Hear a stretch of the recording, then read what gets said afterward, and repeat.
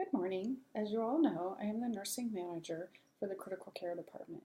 I will be presenting to you an evidence-based practice that we will be implementing in the critical care department with the goal of improving patient experience scores. As you all know, one of our strategic goals is to improve quality and safety goals with a focus on improving HCAHPS scores by 5% overall by end of year fiscal 17. The practice we will be implementing in critical care is known as hourly rounding. Hourly rounding is a method used in many hospitals around the country and has been proven to decrease the amount of patient falls, the amount of HAPUs, which are hospital-acquired pressure ulcers, and increase patient satisfaction scores, otherwise known as HCAHPS. With hourly rounding, the caregiver is establishing trust with the patient by assuring them that he or she will be checking on them every hour during the daytime and every 2 hours at night. A study completed in 2006 revealed a decrease in the use of the call light for the bathroom help by 40%, a decrease in the use of the call light to ask for pain medication by 35%, and a decrease in the call light being used for alarming IV pumps by 40%. This indicates the patient needs were addressed more timely and the pain controlled better. Their environment was more calm and quiet, and components of the questions asked in the HCAHPS survey sent to the patients after discharge. You have before you an outline of how hourly rounding works. I will briefly review with you what our process will entail. The nurse or the nurse's aide will be entering the patient's room every hour or every 2 hours, as I said before, at night. They will be addressing 6 items. It's quite a structured plan. The first one, when the nurse or PCT, if you can picture it, will walk into the room and address the patient.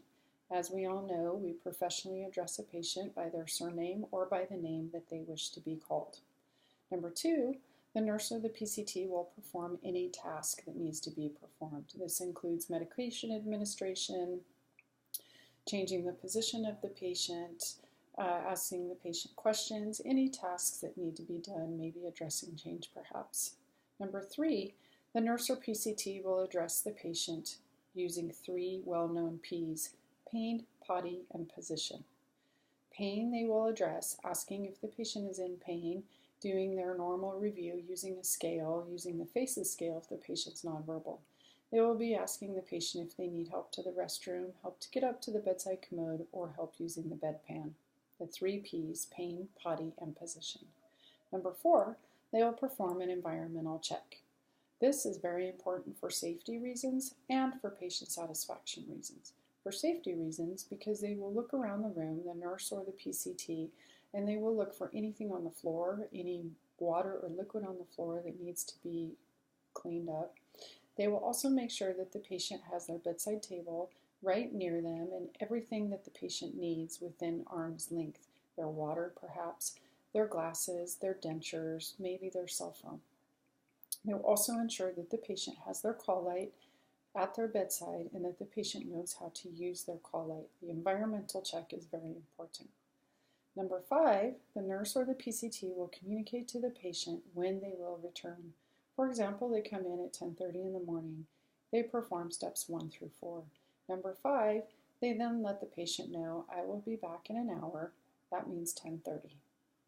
This way, this establishes trust and the patient knows that someone will be coming to check on them in an hour, but that they can always call if they need to before that hour is up. Number 6, the nurse or PCT will ask their closing question. Is there anything else I can get for you? I have the time. If they ask this each and every hour, this also establishes trust, and the patient knows that the nurse or PCT is not rushed to get in and out of the room, and that this makes the patient feel very important. In another study performed by Stanford Healthcare in 2012, the implementation of hourly rounding showed an increase in the patient satisfaction scores by 12%. Remember, our strategic goal is to increase them by 5%. The critical care unit has formed a team of nurses, PCTs, and leadership to design the implementation of documentation of hourly rounding. This is quite a workflow change for the healthcare providers, so we want to give the direct caregivers and all the stakeholders a voice in this big project. The design team will create a documentation tool that will reside at each bedside for the nurse to document each time he or she enters the room. The charge nurses and myself will perform leadership rounding to support the process. We will also communicate with various patients and family members to obtain their feedback on the hourly rounding process. The go-live for this new workflow will be August 1st. The design team will be prepared to present the rounding process and tool to the direct caregivers by July 20th. The design team will create positive energy around this project by making posters and flyers highlighting the positive outcomes of hourly rounding. The big selling point to the staff that we believe will really help is it has been proven hourly rounding actually increases efficiency for the healthcare provider. There is a misconception that hourly rounding is more work. The nurses and PCTs feel like they're already going into the room multiple times a day. But if they go into the room with a purpose in mind, with the 6 steps we highlighted every hour, this actually is more efficient on their workflow. Studies have shown nurses not only save physical steps throughout the day, but they can also save up to 82 hours per week by practicing this workflow. You also have before you your current patient satisfaction scores. As you know, patient satisfaction scores, also referred to HCAHPS, is a survey capturing the patient's perception of their hospital stay. HCAHPS stands for Hospital Consumer Assessment of Healthcare Providers and Systems. The reason we are focused on improving HCAHPS scores, as you are aware, is they are publicly reported and do affect the hospital's reimbursement from Medicare.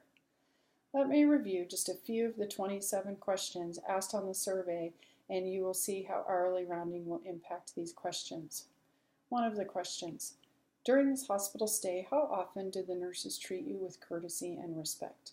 This addresses number 1, addressing the patient, and number 6, when you leave the patient, asking them if there's anything else you can do for them.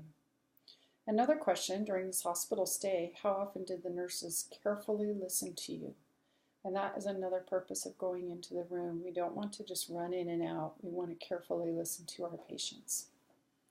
A third question: during this hospital stay, after you press the call button, how often did you get help as soon as you wanted it?